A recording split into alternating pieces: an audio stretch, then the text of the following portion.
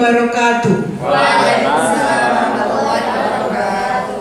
Yang kami hormati Wakil Kepala Sekolah Humas Ibu Sugi Damayanti. Yang kami banggakan Bapak Jeffrey Gunawan SPD, Ibu Linda Febri Andriani, dan Ibu Rofiko Yuni Astuti selaku peserta dalam program pendidikan guru penggerak angkatan 9 pada pagi hari ini menjadi narasumber untuk kegiatan diseminasi budaya positif di sekolah. Dan yang kami cintai Bapak Ibu Guru SMA Negeri 2 Situbondo. Salam dan bahagia untuk kita semua. Semoga rahmat Allah Subhanahu wa Ta'ala senantiasa tercurah limpahkan untuk kita semua.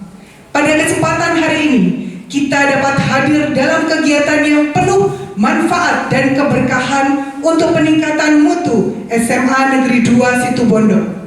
Salawat dan salam kita haturkan kepada junjungan Nabi besar kita Muhammad Sallallahu Alaihi Wasallam.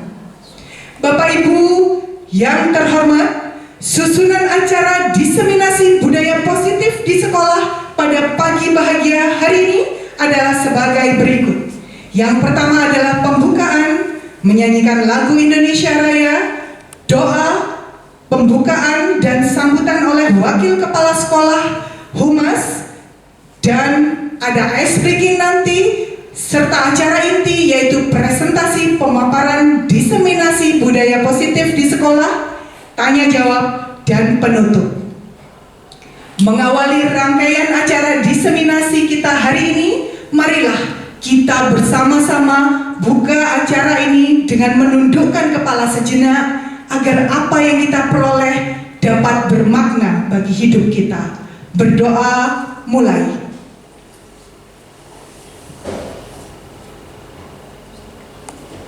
Berdoa selesai. Acara yang kedua adalah menyanyikan lagu Indonesia Raya. Kepada Ibu Winar kami persilahkan.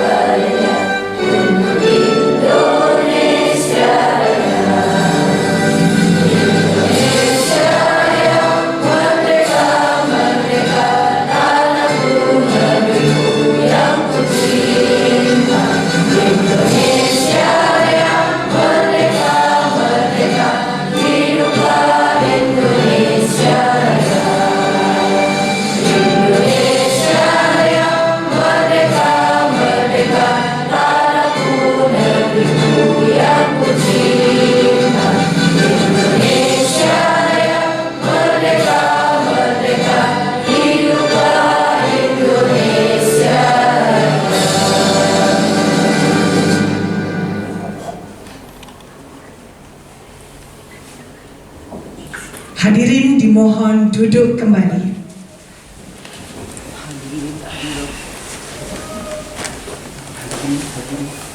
Baiklah, agenda selanjutnya yakni sambutan dari Wakil Kepala Sekolah Humas Ibu Sugi Damayanti SPD kami persilahkan.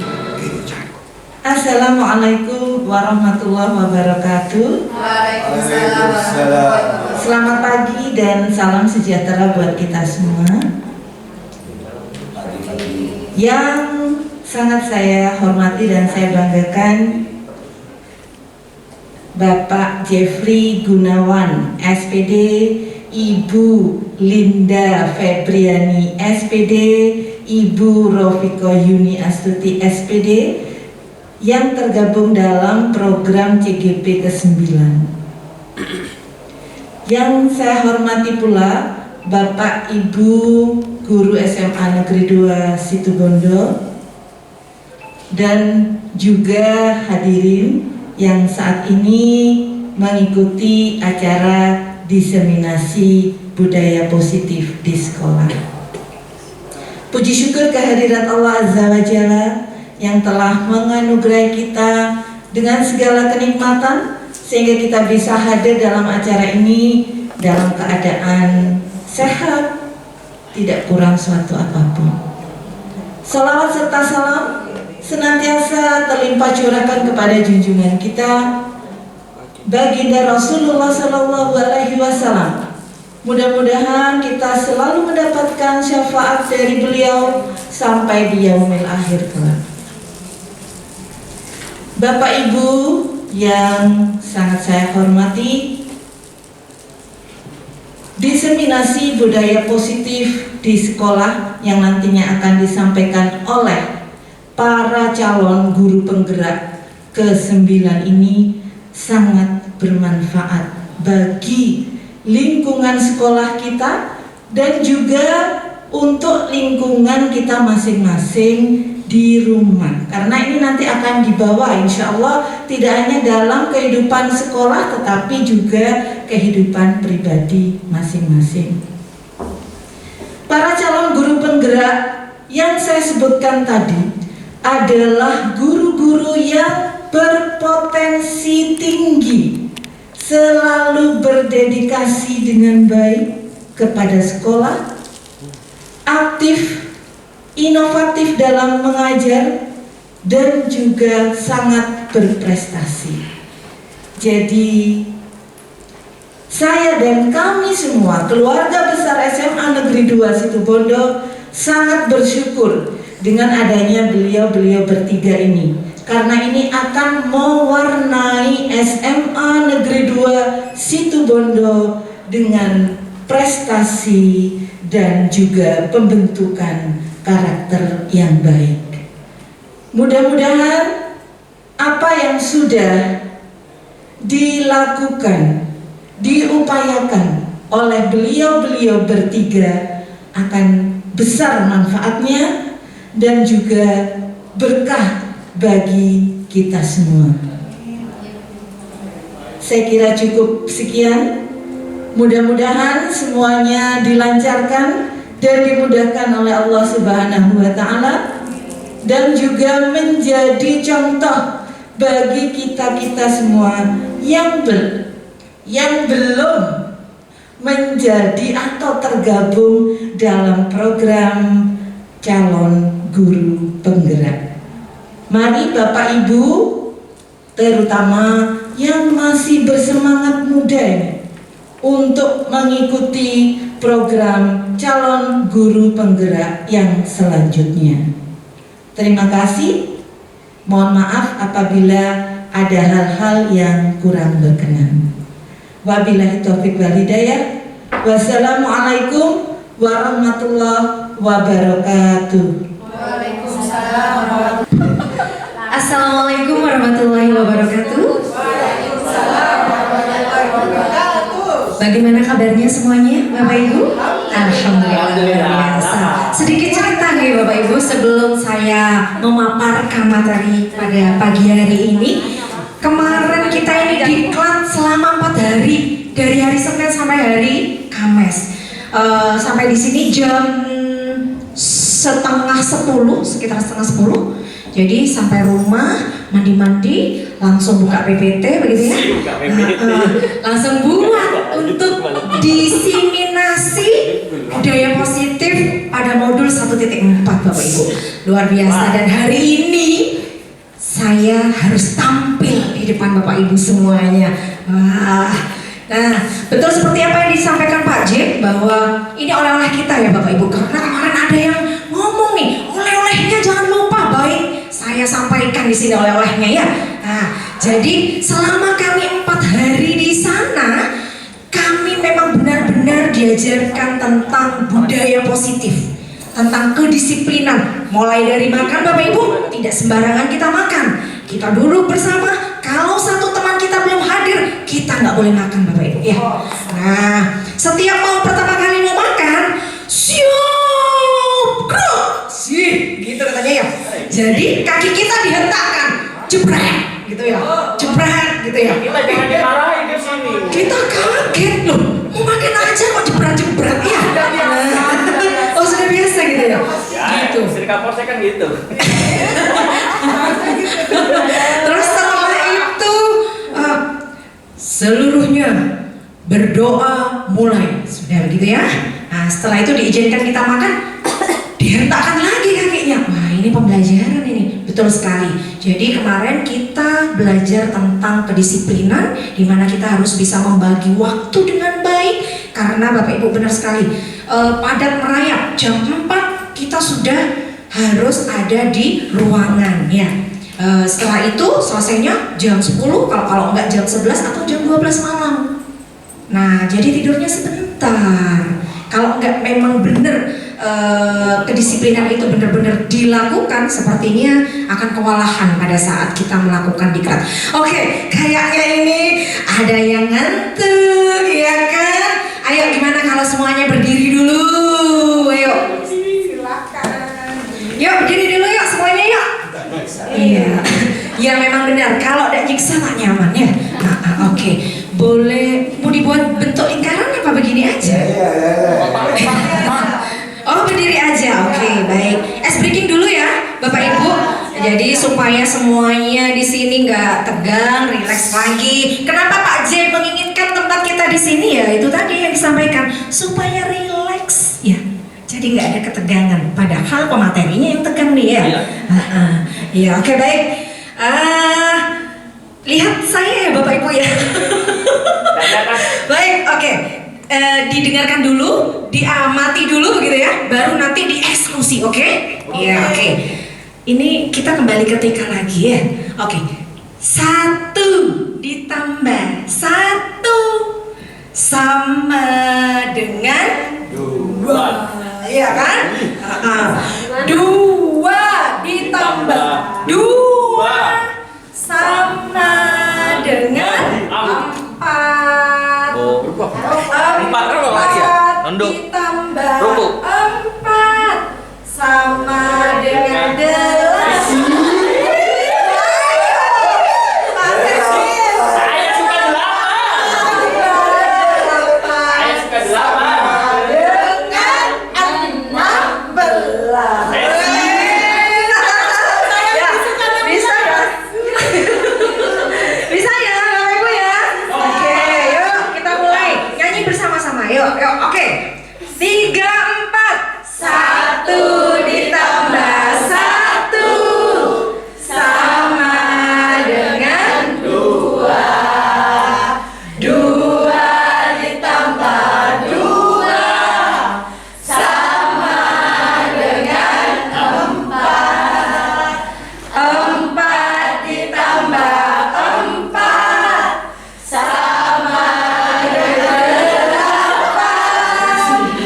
8 ditambah 8 sama dengan 16. Terima kasih, silakan kembali. Saya menjelaskan tentang 5 posisi kontrol guru. Nah ini materi saya ini ya. Kontrol, jangan salah loh ya. Iya betul sekali. Oke, baik. Tadi sudah rekan-rekan saya luar biasa sekali. Mulai dari Pak Jeffrey, Bu Rofiko sudah menyampaikan sedemikian rupa tentang bagaimana budaya positif yang ada di SMA Negeri 2 Situbondo dan penerapannya dan lain sebagainya. Luar biasa. Jadi saya ini hanya menambahkan mengenai 5 posisi kontrol guru dan juga restitusi. Nah, sebelumnya ada yang tahu nggak sih apa yang dimaksud dengan budaya positif? Tadi sudah loh disampaikan loh. Yuk, apa yang dimaksud dengan budaya positif? Mana sampai?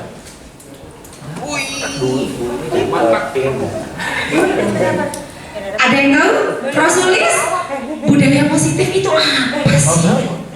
2012. Ada yang tahu budaya positif? Kelas 3. Kelas 3. Ya, kelas 2012. Kelas 2. Pak Cahyo mungkin? Budaya positif? Menurut Iya. saya, untuk budaya positif kita mengartikan dari sebuah unsur katanya, yang mana budaya itu adalah sesuatu hal yang dilakukan secara terus-menerus, secara berkesinambungan, yang mana menggabungkan dengan arti kata positif, yaitu memiliki sesuatu hal yang mengarah menjadi sesuatu hal yang lebih baik dan akan menjadi baik. Itu menurut saya. Iya, luar biasa. Boleh tepuk tangannya dong. Sama-sama motivator kita hari ini ya. Luar biasa. Ya, benar sekali. Budaya positif seperti itu. Contohnya, implementasi yang dilakukan di SMA Negeri 2 salah satunya adalah betul sekali ya Bu Winner ya, yaitu sholat duha berjamaah. Itu merupakan budaya positif. Bagus Bu Winner ya. Oke, baik. Kira-kira menurut Bapak Ibu yang ada di sini, budaya positif itu penting nggak sih? Penting sekali, betul sekali. Penting sekali ya, terutama untuk menumbuhkan motivasi intrinsik, motivasi yang ada pada diri peserta didik. Untuk apa sih? Untuk menjadikan siswa yang bertanggung jawab, berbudi luhur, dan juga berakhlakul karimah. Baik. Nah, ini posisi kontrol Bapak Ibu. 5 posisi kontrol guru ya. Yang pertama adalah penghukum. Nah, yang kedua pembuat merasa bersalah. Yang ketiga posisi kontrol teman sebagai pemantau dan juga sebagai manajer. Ayo, Bu Linda pengen tahu nih Bu Febri ini posisi kontrolnya yang sudah diterapkan dalam pembelajaran itu apa saja? Terima kasih atas kesempatannya Bu Linda. Di sini untuk posisi kontrol guru yang sudah saya terapkan di kelas itu seringkali masih membuat anak merasa bersalah, gitu. Tapi dengan adanya diseminasi yang dilakukan oleh beberapa teman-teman guru CGP di sini, dan tidak hanya pada siswa ya, terkadang saya juga memberlakukan itu terhadap anak-anak saya. Jadi tanpa kita sadari, kita sering melakukan hal itu, membuat anak merasa bersalah, yang justru membuat mereka bukannya menyadari, tetapi makin bergejolak untuk melakukan pelanggaran kembali, begitu. Karena dengan membuat anak merasa bersalah itu tidak akan menumbuhkan kesadaran pada diri mereka bahwasanya apa yang mereka lakukan itu tidak tepat. Begitu Bu Linda. Terima kasih. Baik, terima kasih. Wes tidak salah lagi, calon guru penggerak ini sebentar lagi ya. Nah, kalau Bu Rini, posisi kontrol apa yang sering dilakukan, yang diterapkan dalam kelas mungkin?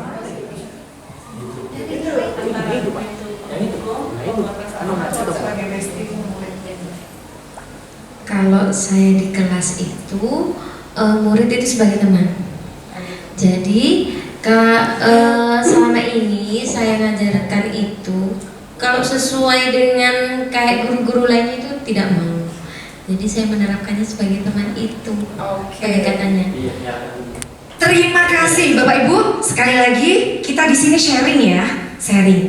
Artinya saya tidak menggurui Bapak Ibu ya. Jadi kita sharing di sini. Baik. Kalau saya pribadi Bapak Ibu, saya itu lebih pada pembuat merasa bersalah dan juga sering menjadi pemantau, ya kan? Nah itu kalau saya pribadi. Baik. Berikutnya saya jelaskan terlebih dahulu, ya. Nah ini dia. Contoh penerapan 5 posisi kontrol guru. Nah di sini di mana ada satu kasus yang sama dan bagaimana kelima posisi kontrol ini memberikan suatu penjelasannya, begitu ya. Oke, yang pertama adalah kasusnya adalah siswa perokok. Ya. Nah, bagaimana seorang guru pada posisi kontrol sebagai penghukum di sini, seperti yang disampaikan oleh Bu Rofiko tadi. Jadi kalau misalnya kita mengetahui siswa kita ada yang melakukan pelanggaran, dia tidak melakukan aturan yang sudah ada, biasanya guru itu memberi hukuman. Contoh tadi 10 kali putaran begitu ya, push up dan lain sebagainya. Itu adalah posisi kontrol seorang guru pemberi hukuman. Di sini ada contohnya Bapak Ibu. Nah, ini dia Pak Jeffrey. Sebelum masuk CGP, nah, ya kan? Jadi nah, itu dia. Oke, itu saya posisi manajer. oh gitu. Ya sekarang Bapak Ibu, beliau sudah posisi manajer. Baik. Kalau dulu saya ngampung juga. Baik, selanjutnya dengan kasus yang sama pada posisi kontrol pembuat merasa bersalah dengan kalimat seperti ini biasanya Bapak Ibu. Berapa kali Bapak Ibu harus memberitahu kamu selalu saja mengecewakan Bapak Ibu. Jadi kalimat seperti itu adalah kalimat yang merupakan posisi kontrol guru sebagai pembuat merasa bersalah. Jadi seperti yang disampaikan Bu Febri tadi, di kelasnya selalu membuat rasa bersalah kepada siswa, dan ini akan selalu diingat sama siswa Bapak Ibu gitu ya. Berikutnya yaitu dengan kasus yang sama sebagai teman. Dengan kalimat seperti ini kalau guru-guru biasanya kalau pada posisi kontrol seperti teman ya, ayo dong ikuti aturan sekolah, tolong bantu ibu bapak ya, sekali ini aja begitu ya.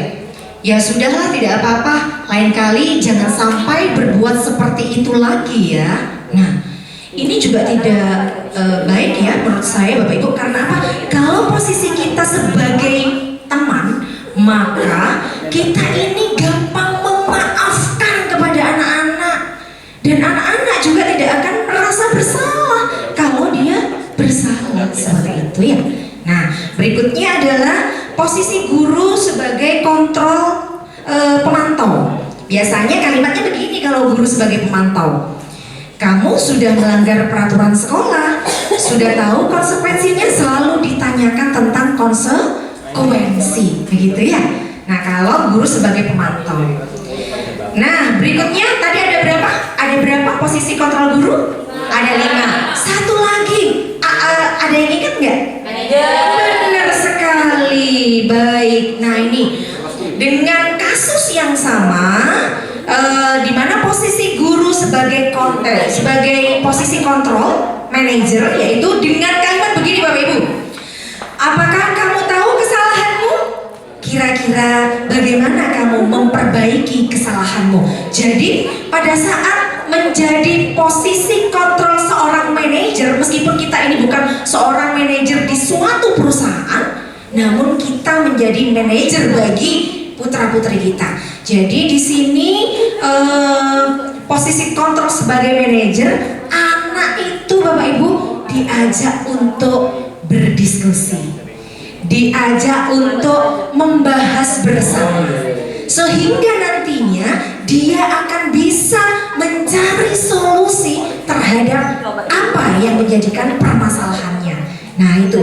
Nah, kalau dilihat dari 5 kontrol guru, yang paling ideal, yang paling baik adalah posisi kontrol guru sebagai manajer, begitu. Baik Bapak Ibu yang saya hormati, hari ini kalau kita masih menjadi posisi kontrol seorang guru penghukum atau pembuat masalah, gak masalah.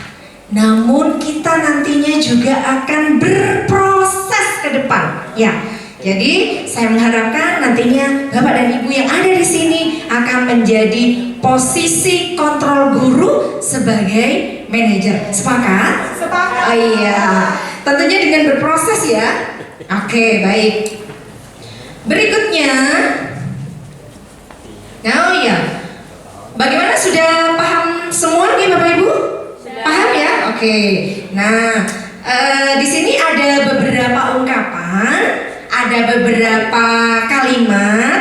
Nah, untuk mengetahui pemahaman daripada Bapak Ibu semuanya, saya ingin menayangkan tentang percakapan ya. Nah, ini masuk posisi kontrol mana gitu ya. Oke, yang pertama, saya kecewa sekali dengan kamu. Nah, kira-kira ini masuk posisi kontrol berapa Bapak Ibu? Membuat rasa bersalah. Betul sekali, membuat rasa bersalah. Baik, berikutnya ya.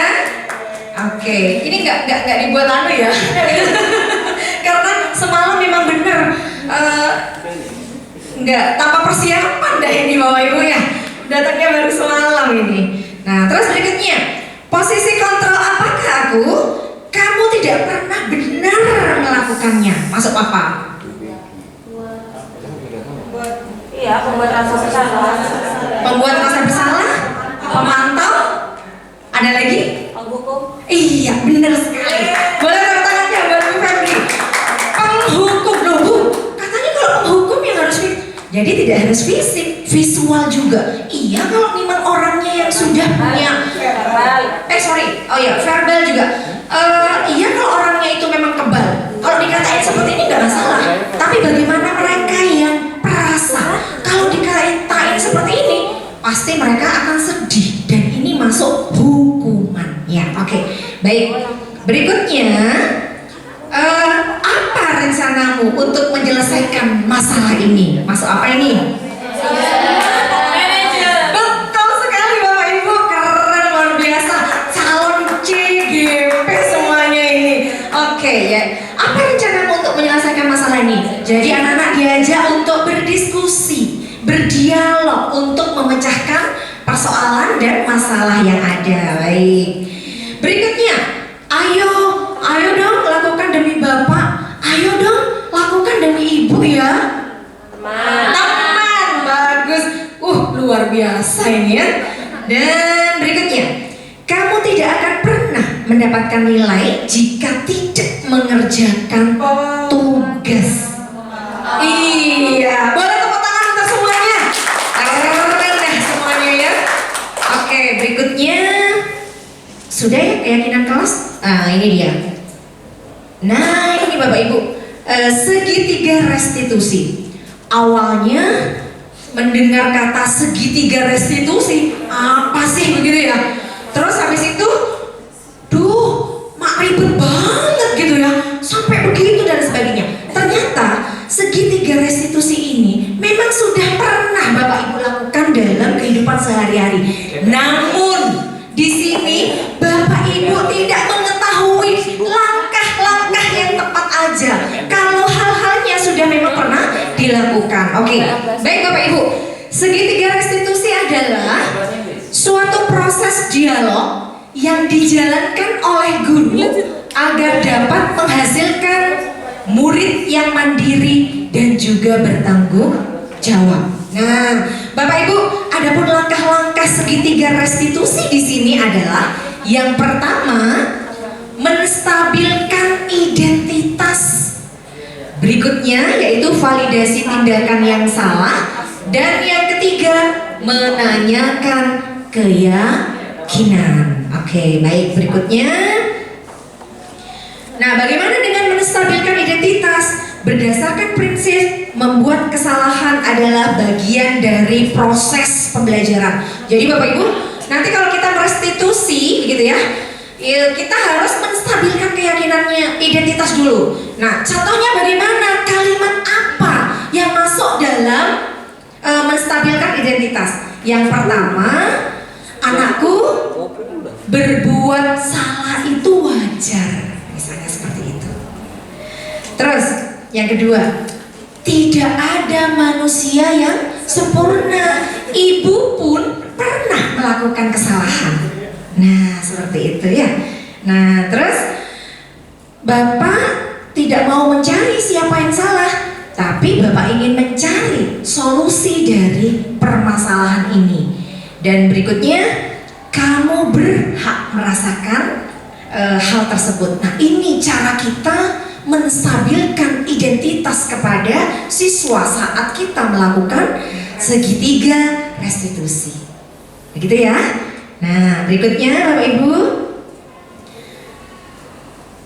langkah yang kedua adalah melakukan validasi tindakan yang salah. Jadi berdasarkan prinsip setiap perilaku berupaya memenuhi suatu kebutuhan tertentu. Setelah kalimat yang tadi, nah kalimat berikutnya yang kita sampaikan kepada anak kita adalah, anakku, kamu pasti punya alasan mengapa permasalahan itu muncul.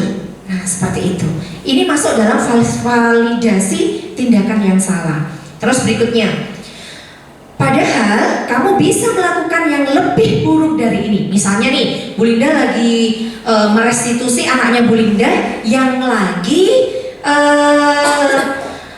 kesel gitu ya. Dia ngelempar temennya pakai kertas karena si teman ini tadi selalu nyontek pekerjaannya gitu loh. Jadi dia kesel banget gitu loh. Nah, setelah itu ditanyakan, bagus anakku, jadi kamu tidak melempar dengan benda yang lebih berbahaya lagi, kan seperti itu ya. Nah, kita berikan penguatan seperti itu. Itu masuk dalam validasi tindakan yang salah gitu. Terus berikutnya, kamu patut bangga karena telah melindungi sesuatu yang penting buatmu. Dan terakhir, kalimat terakhir dalam validasi tindakan yang salah adalah kamu melakukannya karena mempertahankan sesuatu yang penting bagimu. Nah, ini pada restitusi di tahapan yang kedua. Nah, di tahapan ketiga Bapak Ibu, yaitu menanyakan keyakinan kelas. Berdasarkan prinsip teori kontrol bahwa pada dasarnya kita termotivasi secara intrinsik. Jadi nantinya anak-anak memiliki kemampuan untuk melakukan sesuatu berdasarkan kemauannya sendiri. Gitu, berdasarkan kesadarannya sendiri. Biasanya kalimat atau contoh dalam menanyakan keyakinan begini. Apakah keyakinan kelas kita sudah sesuai dengan perbuatan dan juga tindakan yang sudah kamu lakukan anak-anakku? Nah seperti itu. Nah, pastinya nanti mereka akan menjawab, tidak Bu. Jadi kalau tidak, keyakinan apa yang sudah kalian langgar? Nah, pada saat pematerinya Bu Rofiko di sana sudah disampaikan tentang keyakinan kelas yang sudah dibuat oleh anak-anak di kelas. Jadi nanti pada saat menanyakan keyakinan dikembalikan lagi persoalan atau permasalahan yang sudah terjadi, disampaikan keyakinan apa yang sudah dilanggar, seperti itu, biar anaknya yang menjawab. Terus berikutnya, seperti apa gambaran sebuah kelas yang ideal menurut kamu? Nah, nanti bisa ditanyakan seperti itu. Dan yang terakhir, kamu ingin menjadi orang yang seperti apa? Jadi kita tanyakan kembali sama anak-anak. Baik, berikutnya saya tayangkan video restitusi yang sudah Bu Linda lakukan kepada salah satu siswa pada permasalahan berlian. Nah ini dia, sebentar ya Bapak Ibu, saya tayangkan terlebih dahulu. Ini yang namanya segitiga restitusi.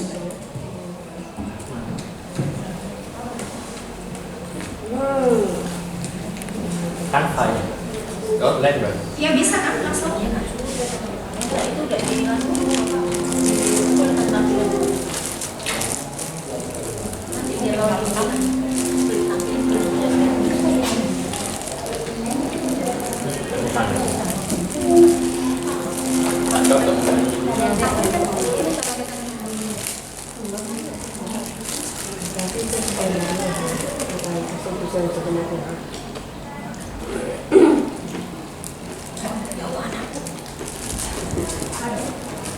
Ini anak lo. Coba saya restitusi sama siapa ya? Dewa. Tanpa. Saya restitusi. Menurut kalian idola itu apa? Yang saya restitusi bahan sama Araf. Bentar ke. Anak kelas 11 Sebelah apa? Kayaknya susah. Paling kayak gitu. Jadi saya ambil kasusnya dulu. Yang lain Artinya kan bukan skenario sama. langsung. Habis itu saya suruh ke yang tidur 2 orang. Ayo sini kita aja ya. Jadi ada skenario di awalnya. Banyak yang bisa kita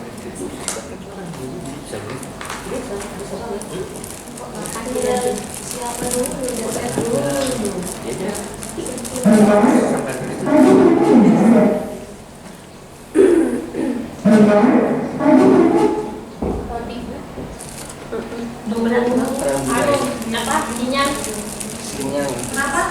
Sinyalnya kalau bukaan kan emang harus sinyalnya enggak Sukus original.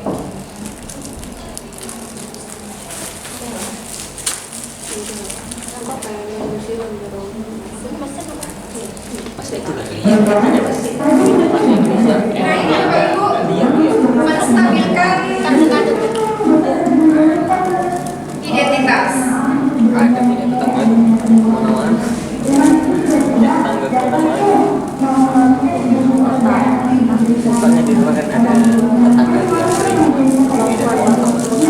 Banyak diimajinasi.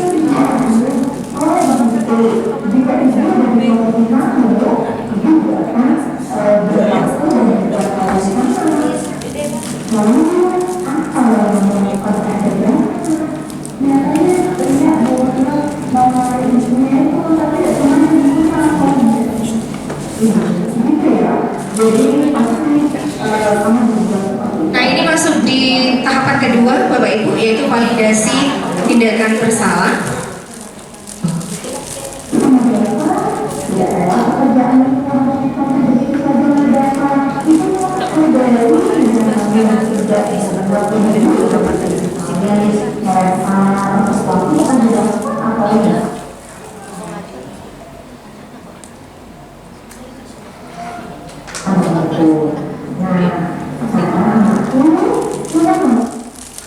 Baru menanyakan keyakinan kelas Bapak Ibu.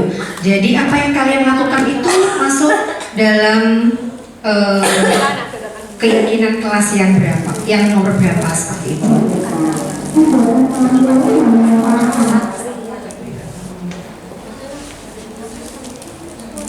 Oh bukan makan.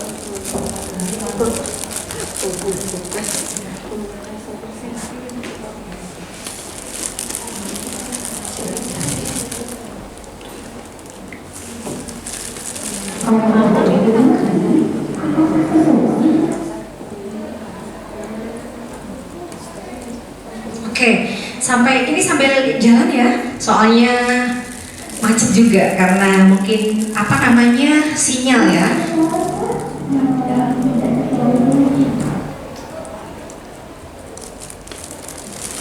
Nah, jadi di sini Berlian menyampaikan, anakku, kira-kira keyakinan apa yang sudah kamu langgar? Yang pertama katanya, keyakinan yang sudah saya langgar Ibu, saya tidak menghormati dan menghargai teman saya, gitu. Oke, menurut kamu ini bagus apa tidak? Tidak Ibu. Jadi bagaimana seharusnya ke depan? Nah, seperti itu kita tanyakan. Jadi Berlian menyampaikan, ke depannya Ibu, saya kalau misalnya ada teman saya lagi yang meminjam tugas saya tanpa menanyakan, tanpa apa namanya izin, maka saya akan melaporkan kepada wali kelas ataupun melaporkan kepada guru yang sedang mengajar pada saat itu. Nah, gitu. Oke. Sudah ya? Nah, Bapak Ibu, jujur, dulu saya mendengar restitusi, apa sih? Oh, kayaknya nggak banget, ribet banget begitu ya. Benar, jujur. Ternyata kalau kita tahu bagaimana langkah-langkah dari restitusi yang sudah ada, kita enak. Apalagi kita tahu bahasa atau kalimat yang harus kita sampaikan disesuaikan dengan langkah-langkah daripada restitusi. Benar sekali Bapak Ibu, ini sudah beberapa kali kita terapkan, kita lakukan kepada anak didik kita sesuai dengan segitiga restitusi tadi.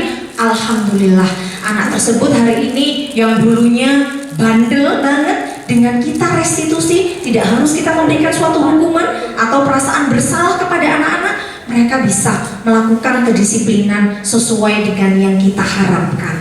Dan saya juga menginginkan di mana budaya restitusi ini juga bisa nanti Bapak Ibu tularkan kepada Bapak Ibu yang lain semua ya. Baik, kesimpulannya Bapak Ibu sudah selesai. Jadi kesimpulannya dalam penerapan program disiplin positif, hendaknya guru memiliki standar kepribadian, profesional dan sosial yang baik, di mana guru mampu merefleksikan dirinya dalam posisi kontrol saat ini. Bagaimana perjalanan dirinya sebagai among atau manajer yang menuntun murid-muridnya menjadi insan yang mandiri, merdeka, dan juga bertanggung jawab. Mungkin kiranya itu saja yang dapat kami sampaikan. Kurang lebihnya mohon maaf manakala ada tutur kata maupun perilaku yang kurang berkenan. Mudah-mudahan yang sedikit ini menjadi kemanfaatan buat semuanya. Akhirul kalam, wassalamualaikum warahmatullahi wabarakatuh. Waalaikumsalam. Baik, terima kasih atas materi yang diberikan Bu Linda. Sekarang saatnya kita ke sesi pertanyaan. Monggo Bapak Ibu, andai ada pertanyaan bisa disampaikan sekarang. Silahkan Bu Wina, mungkin ada pertanyaan atau Bu Rina, monggo, mumpung ada narasumber handal kita hari ini. Monggo Bu Rina. Ada yang sepertinya mau konsultasi keadaan kelasnya ini Bu Linda, boleh ya Bu Linda? Bu Linda atau Bu Wina? Assalamualaikum warahmatullahi wabarakatuh. Berdiri Bu. Berdiri Bu. Ya, biar kelihatan di Karema. Dari sini. Sebetulnya saya ingin sharing saja, kemudian juga bertanya bagaimana tindakan atau apa yang harus saya lakukan ketika menghadapi situasi ini di kelas. Nah, baru saja hari Selasa kemarin itu di kelas 10 saya menemukan anak yang dia itu tidak mendengarkan gurunya ketika menjelaskan. Kemudian ketika ditanya, kamu kenapa gitu, saya berzikir Bu gitu. Jadi anak itu lantas menjawab berzikir. Nah, ternyata padahal saya tahu bahwa anak tersebut itu tidak seperti itu. Nah, ketika saya tegur dan ya seperti itu saya memposisikan posisi guru sebagai pembuat rasa bersalah. Ya. Jadi saya seperti menyalahkan dan membuat dia itu merasa bersalah karena lantas memberikan ekspresi yang kurang mengenakan kepada guru. Nah, menurut Bu Linda sebagai pemateri tadi yang restitusi ini, apa tindakan yang harus saya lakukan ketika melihat siswa yang ke gurunya mungkin ya kurang sopan gitu, seperti itu. Terima kasih. Baik, terima kasih Bu Winar, pertanyaannya luar biasa ya. Jadi memang benar terjadi di kelas ya, di kelasnya Bu Winar ya. Tadi disampaikan bahwa Bu, ada murid saya biasanya sikapnya tidak seperti itu gitu ya. Nah, dia tidak mendengarkan. Setelah itu saya tanyakan, kamu kenapa kok tidak mendengarkan begitu ya? Ternyata si anak ini menjawab, saya lagi berzikir Bu gitu ya. Terus sehingga di sini tadi Bu Wina menyampaikan posisi saya di sini sepertinya saya memberi posisi kontrol rasa bersalah Bu, katanya begitu ya. Seperti itu. Apa yang harus Bu Wina lakukan begitu ya? Oke, baik, terima kasih. Terkait dengan apa materi yang sudah saya sampaikan Bapak Ibu terkait dengan segitiga restitusi, bagaimana kita bisa atau dapat merestitusi permasalahan-permasalahan terhadap siswa atau peserta didik kita. Jadi sarannya Bu Linda, kalau memang mau merestitusi anak tersebut, jangan atau di saat pembelajaran, biarkan pembelajaran berlangsung sampai selesai. Jadi nanti bisa disampaikan kembali sama anak tersebut. Misalnya nih namanya Kiki gitu ya. Kiki nanti bisa nggak ke ruang guru menemui Bu Wina seperti itu. Nah pada saat sudah disampaikan seperti itu, jadi pada saat Bu Winar sudah menemui si Kiki di ruang guru, baru Bu Winar di sini dapat merestitusi anak tersebut. Mulai dari seperti yang Bu Linda sampaikan, yaitu tahapannya menstabilkan dulu identitas, ya, seperti yang Bu Linda kasih contoh.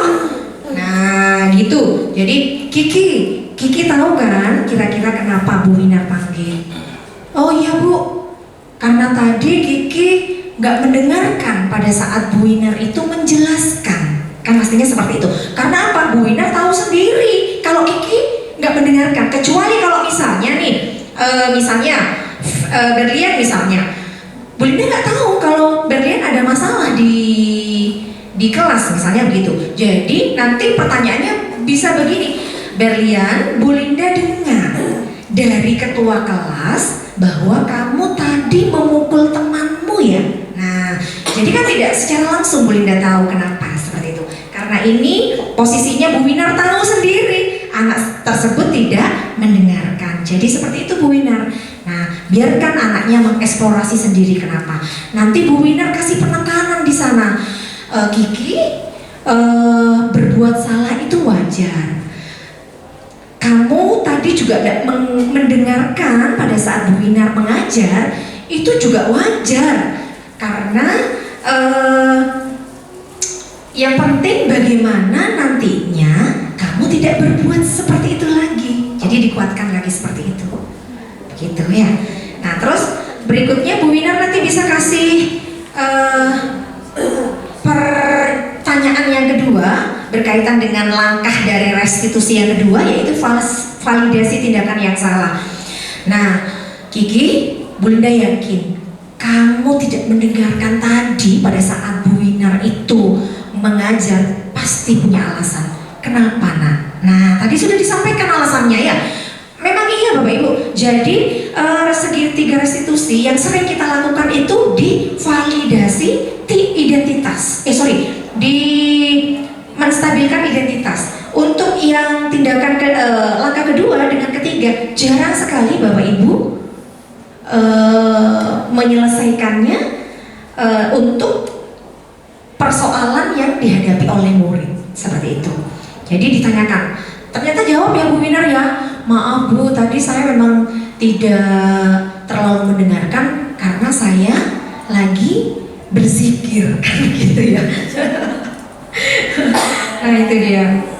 Nah terus langsung ditanyakan kembali untuk di tahapan ketiga, kira-kira anakku apa yang kamu lakukan? Ditanyakan, apa yang kamu lakukan itu suatu kesalahan bukan? Pasti jawabannya iya Bu, saya salah. Pasti jawabannya seperti itu anak-anak nanti. Nah kalau salah, kira-kira kesalahan kamu itu kan di awal yang Bu Rofiko sampaikan di sana membuat keyakinan kelas, di mana anak-anak sudah membuat keyakinan yang ada. Jadi kita kembalikan lagi pada keyakinan di kelas tersebut. Kira-kira kesalahanmu itu masuk dalam kesalahan keyakinan yang mana? Misalnya gitu. Izin Ibu, saya tidak menghargai dan tidak menghormati pada saat Ibu sedang mengajar. Nah seperti itu. Kira-kira baik nggak nak dengan hal yang seperti itu? Tidak Bu, seharusnya bagaimana? Nah ditanyakan. Dan itu memang manjur sekali Bapak Ibu pada saat kita melakukan restitusi. Begitu Bu Winar. Ada lagi Bu Winar? Sudah ya? Oke. Sudah Bapak Ibu? Sudah, Alhamdulillah. Terima kasih sekali lagi atas kehadirannya, atas partisipasinya. Mudah-mudahan senantiasa memberikan kemanfaatan dan salam bahagia, salam sehat dan juga salam sejahtera. Saya akhiri Bapak Ibu. Terima kasih. Wassalamualaikum warahmatullahi wabarakatuh. Waalaikumsalam warahmatullahi wabarakatuh. Nah Bapak Ibu, sebelum kita menuju ke materi kita, ada sebuah narasi ya. narasi yang ingin saya share kepada Bapak Ibu semua yang hadir di sini.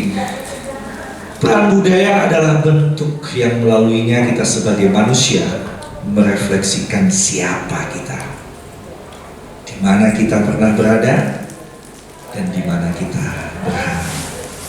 Jadi sebenarnya budaya itu, bicara budaya adalah bicara tentang manusia, berbicara tentang apa dan segala macam diri kita masing-masing. Ya. Siapa mengenal dirinya, dia akan mengenal Tuhannya, semesta alam dan semuanya yang ada di sekitar kita. Berarti kita ini suruh belajar pada diri kita sendiri, dengan segala sesuatunya yang ada di kita, hingga akhirnya kita bisa tahu tentang apa kebutuhan kita dan apa yang akan kita inginkan bersama. Jelas di sini di mana kita pernah berada. Lingkungan menjadi sesuatu yang bernilai harganya untuk kita jadikan relasi utama, untuk menyebar sesuatu yang positif. Bagaimanapun kita hidup di sini menjadi satu kesatuan yang utuh, yang bisa bersinergi. Untuk itu, apa yang membuat kita menjadi nyaman, apa yang membuat kita menjadi senang, apa yang membuat kita menjadi bahagia adalah prioritas bersama. Bapak Ibu, baru yang terakhir, di mana kita bisa berharap. Dalam arti kata berharap, kita pasti punya keinginan, kita pasti punya harapan, kita masih punya kecintaan, cita-cita yang ingin kita gapai bersama. Visi bersama menjadi sesuatu yang ingin kita gapai bersama. Itu adalah kebahagiaan. Bener gak? Kita nyari apa kalau gak nyari bahagia? Kita nyari nyaman, kita nyari tenang, kita nyari sesuatu yang bikin kita nyaman, bikin kita menjadi sesuatu yang enak, damai, begitu kan? Saya yakin semua Bapak Ibu pasti sama. Kalau tidak sama, ya berarti ada sesuatu yang masih miss dalam kapasitas pengenalan diri tadi. Untuk itu, kalau kita mentelaah siapa sebenarnya diri kita, kita nanti pada ujung-ujungnya menjadi sesuatu.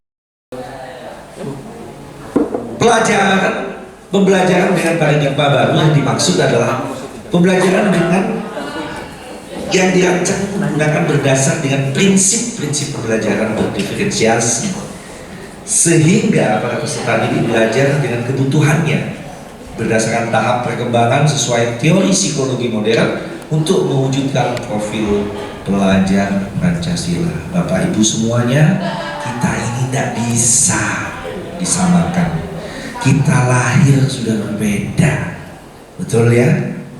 Betul ya? Jangan dibikin sama, jangan membuat sama. Biasanya kalau melihat artis sekarang, Bapak ya, mohon maaf ini ya Bu ya, Bu, mohon maaf ya Bu ya. Kalau melihat artis sekarang macamnya kayak apa, langsung kita searching, sopi dulu, dilihat dulu pakaiannya kayak apa, juga ikut juga kayak gitu. Style rambutnya diikuti, gitu ya. Kita pingin sama, padahal si artis itu pingin beda. Diikuti, seneng itu artis itu, iya kan? Berarti berhasil itu artisnya, bikin dia menjadi brand, diikuti oleh semuanya. Dulu ingat waktu Syafrini bilang sesuatu, ya kan? Ya, alhamdulillah ya, semua alhamdulillah semuanya, betul? Iya toh? Sesuatu ya, sesuatu. Ya. Bagus itu. Oh, sampai sastra-sastranya apa? Badai apa itu namanya dah? Apa ini? Dulu anti badai. Oh, itu Fauzulis sudah kayaknya lakukan itu. Apa? Badai gelombang cahaya, ada tahu saya lupa waktu itu ya. Iya. Oh, jambul apa jam? Oh, jambul.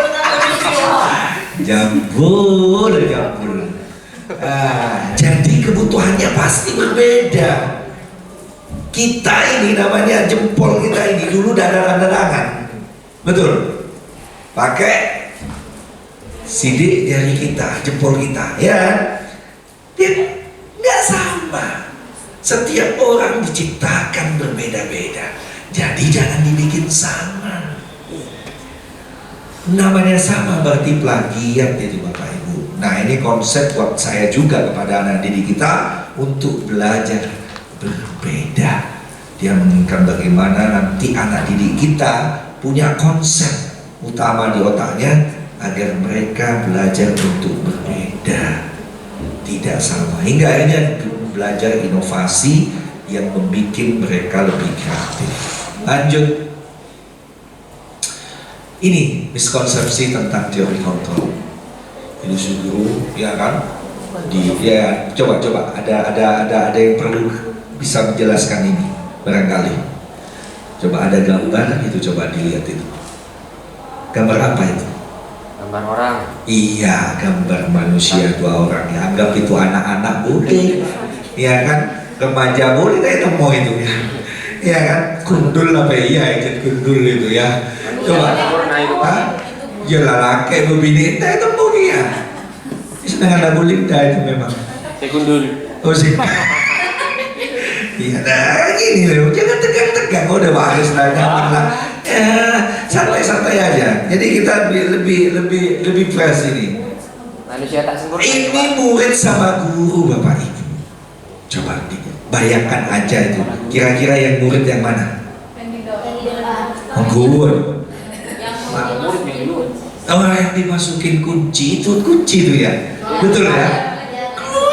Saya poter gitu ya. Jadi kayak boneka, ya robot yang kiranya bisa dimatikan, bisa dihidupkan, seenak gurunya, gitu kan? Sekiranya punya pemahaman bahwa ini menjadi sebuah alat, cuman bagaimana anak itu bisa dimonitor sama dia, bisa diprogram, bisa dikendalikan. Coba Bapak Ibu, ilusi guru mengontrol murid. Ilusi bahwa semua penguatan positif efektif dan bermanfaat menurut gurunya. Ilusi bahwa kritik dan membuat rasa bersalah mampu menguatkan karakter. Ya, ilusi bahwa orang dewasa berhak memaksa. Jadi coba kita apa ya? Ya, seperti tadi saya bilang, mengenal diri. Pada konsep ini saya ingin mengajak Bapak Ibu semua untuk merefleksikan bahwa apa yang kita lakukan sudah selama ini, apakah kita ada di salah satu dari ilustrasi ini, gitu ya? Hah? Gimana kita? Itu kuncinya kok dimasukkan ke sana Pak Jeffrey. Iya, kalau di depan di sana kan tidak ada lubangnya Pak Jeffrey. Iya, aduh, itu masalahnya. Bu Linda itu tahu tempatnya kunci itu di mana. Ini nanti gimana ya? Iya, itu. Soalnya sering mimpi itu sendal bolong dulu aku kecil. Itu bolong. Tahu sendal bolong? Udah tahu ya, filmnya Susana itu kan? Ya, itu ada di pojok kiri depan. Ah, cocok. Saya udah bilang ya Om Solusi ya. Iya. Bang Tokin, apa? Kalau apa itu? Bang Bokin. Oh, Bokin tadi kita iya. Itu ya, ini ilustrasinya ya. Coba, nah, untuk mengubah paradigma stimulus respon ke pendekatan teori kontrol, secara realitas kebutuhan kita itu hampir-hampir sama. Apa sih? Gitu ya? Samalah kebutuhan kita. Soal hal yang sama, realitas kebutuhan kita berpikirnya berbeda. Masing-masing orang punya kebutuhan sendiri-sendiri karena diprioritaskan pada dirinya sendiri, ya kan? Sebenarnya setiap orang beri gambaran juga berbeda. Baiklah, alhamdulillahirobbilalamin, kita telah sampai di penghujung acara. Terima kasih banyak kepada para narasumber serta para peserta yang telah mengikuti acara dari awal sampai akhir. Semoga banyak ilmu yang didapat untuk diaplikasikan dalam kehidupan sehari-hari. Salah satunya yaitu kita bisa mengubah diri dengan konsisten menjadi guru dengan posisi kontrol sebagai manajer yang sangat berpihak pada murid. Mohon maaf jika ada salah kata dan perbuatan. Akhir kata, terima kasih. Wassalamualaikum warahmatullahi wabarakatuh. Kita beri tepuk tangan untuk para narasumber. Terima kasih Bapak Ibu guru hebat.